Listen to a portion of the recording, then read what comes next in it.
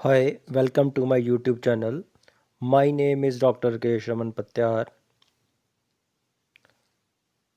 ਪਿਛਲੇ ਕੁਝ ਲੈਕਚਰਾਂ ਵਿੱਚ ਅਸੀਂ ਅਨੀਮੀਆ ਬਾਰੇ ਪੜ੍ਹਿਆ, ਉਹਦੀ ਕਲਾਸੀਫਿਕੇਸ਼ਨ ਬਾਰੇ ਪੜ੍ਹਿਆ ਅਤੇ ਉਹਦੀ ਕਲਾਸੀਫਿਕੇਸ਼ਨ ਅਸੀਂ ਦੋ ਤਰੀਕਿਆਂ ਨਾਲ ਕਰ ਸਕਦੇ ਸੀ, ਮੋਰਫੋਲੋਜੀ ਦੇ ਆਧਾਰ 'ਤੇ ਜਾਂ ਈਟੀਓਲੋਜੀ ਦੇ ਆਧਾਰ 'ਤੇ। ਅਤੇ ਅੱਜ ਅਸੀਂ ਇੱਕ ਹੋਰ ਅਨੀਮੀਆ ਡਿਸਕਸ ਕਰਨ ਜਾਵਾਂਗੇ ਈਟੀਓਲੋਜੀਕਲ ਕਲਾਸੀਫਿਕੇਸ਼ਨ ਦੇ ਆਧਾਰ ਦੇ ਉੱਤੇ, ਜਿਹਨੂੰ ਆਪਾਂ ਕਹਿੰਦੇ ਹਾਂ ਅਨੀਮੀਆ ਆਫ ਕਰੋਨਿਕ ਡਿਸੀਜ਼। ਮਤਲਬ ਕਿਸੇ ਗੰਭੀਰ ਬਿਮਾਰੀ ਕਰਕੇ ਬੋਡੀ ਦੇ ਵਿੱਚ ਅਨੀਮੀਆ ਹੋ ਜਾਵੇ, oxygen carrying capacity haemoglobin oxygen carrying capacity RBCs ਦੀ ਘੱਟ ਜਾਵੇ, ਉਸ ਨੂੰ ਆਪਾਂ ਅਨੀਮੀਆ ਆਫ ਕਰੋਨਿਕ ਡਿਸੀਜ਼ ਕਹਾਂਗੇ। ਮਤਲਬ ਕਿ ਇਹ ਜਿਹੜਾ ਅਨੀਮੀਆ ਆ ਇਹ ਇਸ ਖਾਸ ਗੰਭੀਰ ਬਿਮਾਰੀ ਦਾ ਇੱਕ ਫੀਚਰ ਹੈ। ਮਤਲਬ ਬਿਮਾਰੀ ਦੇ ਨਾਲ ਨਾਲ ਸਾਨੂੰ ਉਸ ਬਿਮਾਰੀ ਦੇ ਸਿੰਪਟਮਸ ਦੇ ਨਾਲ ਨਾਲ ਸਾਨੂੰ ਅਨੀਮੀਆ ਵੀ ਪੇਸ਼ੈਂਟ ਦੀ ਬੋਡੀ ਦੇ ਵਿੱਚ ਨਜ਼ਰ ਆਉਂਦਾ। So anemia of chronic diseases. Anemia of chronic diseases is the second common type of anemia next to iron deficiency anemia.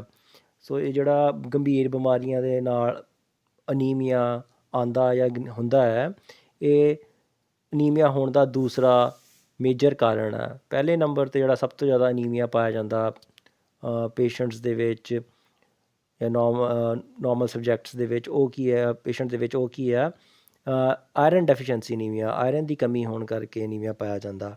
So it is characterised by short life span of RBCs caused by disturbance in iron metabolism or resistance to erythropoietin action.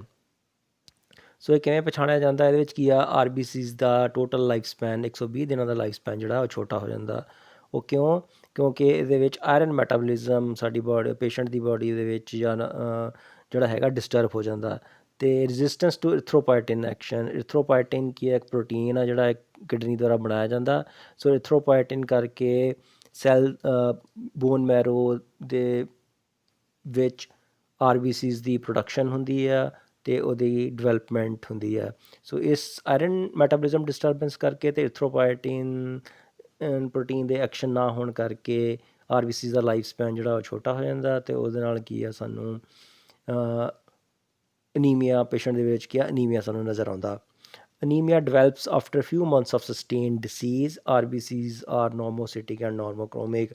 ਸੋ ਜਦੋਂ ਕੁਛ ਮਹੀਨਿਆਂ ਲਈ ਇਹ ਬਿਮਾਰੀ ਰਹਿੰਦੀ ਹੈ ਤਾਂ ਉਹਦੇ ਵਿੱਚ ਸਾਨੂੰ ਕੀ ਅਨੀਮੀਆ ਨਜ਼ਰ ਆ ਜਾਂਦਾ, ਅਨੀਮੀਆ ਡਿਵੈਲਪ ਹੋ ਜਾਂਦਾ। ਮਤਲਬ ਕਿ ਬਿਮਾਰੀ ਤਾਂ ਪੇਸ਼ੈਂਟ ਨੂੰ ਕੋਈ ਹੋਰ ਗੰਭੀਰ ਬਿਮਾਰੀ ਹੋ ਸਕਦੀ ਹੈ, ਦਿਲ ਦੀ ਕੋਈ ਇਨਫੈਕਸ਼ਨ, ਕਿਡਨੀ ਦੀ, ਤਾਂ ਉਹਦੇ ਨਾਲ ਨਾਲ ਕੀ ਆ ਬਿਮਾਰੀ ਦੇ ਸਿੰਪਟਮਸ ਦੇ ਨਾਲ ਨਾਲ ਪੇਸ਼ੈਂਟ ਦੇ ਵਿੱਚ ਕੀ ਆ ਅਨੀਮੀਆ ਵੀ ਡਿਵੈਲਪ ਹੋ ਜਾਂਦਾ। ਪਰ ਇਸ ਅਨੀਮੀਆ ਦੇ ਵਿੱਚ ਆਰਬੀਸੀ ਦੀ ਜਿਹੜੀ ਸ਼ੇਪ ਹੈ, ਬਣਤਰ ਹੈ, ਉਹ ਨੋਰਮਲ ਸਾਈਜ਼ ਦੇ ਹੋਏਗੀ, ਨੋਰਮਲ ਵੋਲੀਅਮ ਦੀ ਹੋਏਗੀ, ਅਤੇ ਕਲਰ ਵੀ ਉਹਨਾਂ ਦਾ ਨੋਰਮਲ ਹੁੰਦਾ। So common causes anaemia of chronic disease. Chronic disease ਕਰਕੇ ਹੋਣ ਵਾਲੇ ਅਨੀਮੀਆ ਦੇ ਮੇਨ ਕਾਰਨ ਕੀ ਹੈਗੇ ਆ? ਨੰਬਰ 1, ਨਾਨ ਇਨਫੈਕਸ਼ੀਅਸ ਇਨਫਲਾਮੇਟਰੀ ਡਿਸੀਜ਼ਿਜ਼ ਸੱਚ as ਰੂਮੇਟਾਇਡ ਅਰਥਰਾਈਟਸ। chronic inflammatory autoimmune disorder affecting joint. Non-infectious ਨਾ ਫੈਲਣੇ ਵਾਲੀ ਇੱਕ ਬੰਦੇ ਦੂਜੇ ਫੈਲਣ ਵਾਲੀ ਇਨਫਲਾਮੇਟਰੀ ਡਿਸੀਜ਼ ਜਿੱਦਾਂ ਕਿ ਰੂਮੇਟਾਇਡ ਅਰਥਰਾਈਟਸ, ਜਦੋਂ ਇਹ ਹੋ ਜਾਵੇ ਉਸ ਵਿੱਚ ਰੂਮੇਟਾਇਡ ਅਰਥਰਾਈਟਸ ਦੇ ਨਾਲ ਨਾਲ ਸਾਨੂੰ ਅਨੀਮੀਆ ਵੀ ਨਜ਼ਰ ਆਉਂਦਾ। ਸੋ ਰੂਮੇਟਾਇਡ ਅਰਥਰਾਈਟਸ ਕੀ ਹੁੰਦਾ? ਇੱਕ ਆਟੋਇਮਿਊਨ ਡਿਸਆਰਡਰ ਹੈ ਜਿਹਦੇ ਵਿੱਚ ਹੱਡੀਆਂ ਦੇ ਜੋੜਾਂ ਦੇ ਵਿੱਚ ਕੀ ਆ ਸੋਜ ਆ ਜਾਂਦੀ ਆ, ਉਹ ਜਿਹਨੂੰ ਆਪਾਂ ਗਠੀਆ ਵੀ ਕਹਿ ਦਿੰਦੇ ਹਾਂ। Next is chronic infections like tuberculosis. ਬੰਦੇ ਤੋਂ ਦੂਜੇ ਬੰਦੇ ਤੱਕ ਫੈਲਣ ਵਾਲਾ ਗੰਭੀਰ ਇਨਫੈਕਸ਼ਨ ਜਿੱਦਾਂ ਕਿ TB, ਤਪੇਦਿਕ।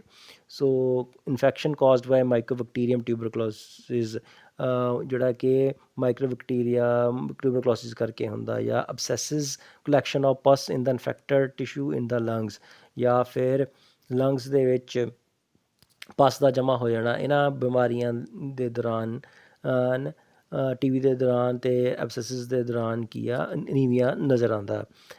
Third one is the chronic renal failure. ਜਦੋਂ ਕਿਡਨੀਆਂ ਫੇਲ ਹੋ ਜਾਣ ਗੰਭੀਰ ਰੂਪ ਨਾਲ, ਉਸ ਵੇਲੇ ਕੰਮ ਕਰਨਾ ਬੰਦ ਕਰ ਦੇਣ। ਇਨ ਵਿਚ ਦ ਇਰੀਥਰੋਪੋਇਟਿਨ ਸਕ੍ਰੀਸ਼ਨ ਡਿਕਰੀਜ਼ਿਸ। since erythropoietin is necessary for stimulation of bone marrow to produce RBC and its deficiency causes anemia। ਮੈਂ ਤੁਹਾਨੂੰ ਆਲਰੇਡੀ ਪਹਿਲਾਂ ਵੀ ਦੱਸ ਚੁੱਕਾ ਕਿ erythropoietin ਜਿਹੜਾ ਪ੍ਰੋਟੀਨ ਹੈਗਾ ਉਹ ਨੋਰਮਲ ਕਿਡਨੀ ਪ੍ਰੋਡਿਊਸ ਕਰਦੀਆਂ, ਪਰ ਜੇ ਕੋਈ ਗੰਭੀਰ ਬਿਮਾਰੀ ਕਿਡਨੀਜ਼ ਦੀ ਲੱਗ ਚੁੱਕੀ ਆ, ਜਿਵੇਂ ਕਰੋਨਿਕ ਰੀਨਲ ਫੇਲੀਅਰ ਹੋ ਚੁੱਕਾ, ਤਾਂ erythropoietin ਜਿਹੜਾ ਨਹੀਂ ਬਣੇਗਾ। erythropoietin ਨਹੀਂ ਬਣੇਗਾ ਤਾਂ ਬੋਨ ਮੈਰੋ ਜਿਹੜੀ ਸਟਿਮੂਲੇਟ ਨਹੀਂ ਹੋਏਗੀ ਅਤੇ RBC ਦੀ ਪ੍ਰੋਡਕਸ਼ਨ ਘੱਟ ਜਾਏਗੀ, ਅਤੇ ਜਿਹਦੇ ਕਰਕੇ ਕੀ ਆ ਬੋਡੀ ਦੇ ਵਿੱਚ ਅਨੀਮੀਆ ਹੋ ਜਾਏਗਾ। Fourth one is the neoplastic disorder. Neo means नवा, प्लास्टिक मीनस ਬਣਨਾ, ਮਤਲਬ ਨਵੇਂ ਸੈਲਸ ਅਨਨੈਸੈਸਰੀ ਬਣਨੇ ਸ਼ੁਰੂ ਹੋ ਜਾਣ।